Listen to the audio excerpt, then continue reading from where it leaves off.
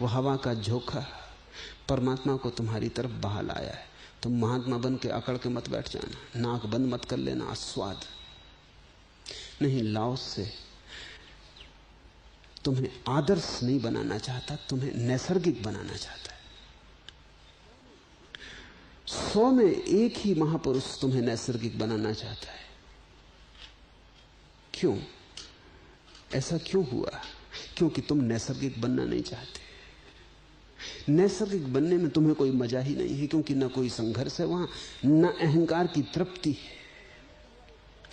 इसलिए तुम्हारे 100 महात्माओं में 99 वे हैं जो तुम्हें अहंकार की तृप्ति देना चाहते हैं। संघर्ष का मजा, चुनौती, लड़ाई, जीतने का मजा। न सही जीता दूसरे को तो खुद ही को जीतो।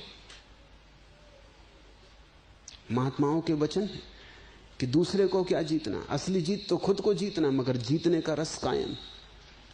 लाओस से कहता है जीतना ही क्या, न दूसरे को न अपने को। जीतने की कोई जरूरत नहीं, क्योंकि जीतने का मतलब हिंसा, जीतने का मतलब संघर्ष, द्वंद्व, कलह, तनाव, बेचैनी, संताप।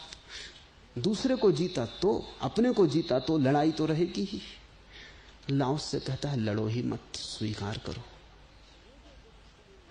जो जो व्यक्ति तुम्हें लड़ने की सिखाते हैं उनका तुम पे प्रभाव पड़ता है, क्योंकि तुम लड़ने को तत्पर खड़े हो। अगर दूसरे से न लड़े तो अपने से ही लड़ना पड़ेगा। बिना लड़े तुम्हारा मन मानता नहीं, क्योंकि बिना लड़े अहंकार निर्मित नहीं होता। इसे ठीक से समझ लो। इसे मैं हजार हजार बार दोहराता हूं कि तुम लड़ाई की उत्सुकता में हो, तत्पर हो, खोज रहे हो कि कहीं लड़ाई मिल जाए, और निश्चित ही दूसरे से लड़ना जरा महंगा काम है, क्योंकि दूसरा ऐसे ही खाली नहीं बैठा रहेगा। इसलिए बहादुर दूसरों से लड़ते हैं, कायर खुद से लड़ते हैं। क्योंकि दूसरे से लड़ने में खतरा है, खुद से लड़ने में तो कोई खतरा ही है। निहत्ते। खुद से लड़ने का मतलब है तुम अपने को 2 हिस्सों में बांट लेते हो, शरीर आत्मा। लड़ाओ। निम्न प्रकृति, उच्च परमात्मा, लड़ाओ।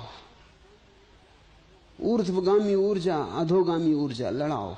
तुम अपने भीतर 2 हिस्से कर लेते हो। तुम अपने भीतर अंधेरा पक्ष और उजाला पक्ष कर लेते हो। ये रही पूर्णिमा, ये रही अमावस, संघर्ष शुरू। शुभ अशुभ, हिंसा अहिंसा, स्वाद अस्वाद, वासना ब्रह्मचर्य, लड़ाओ।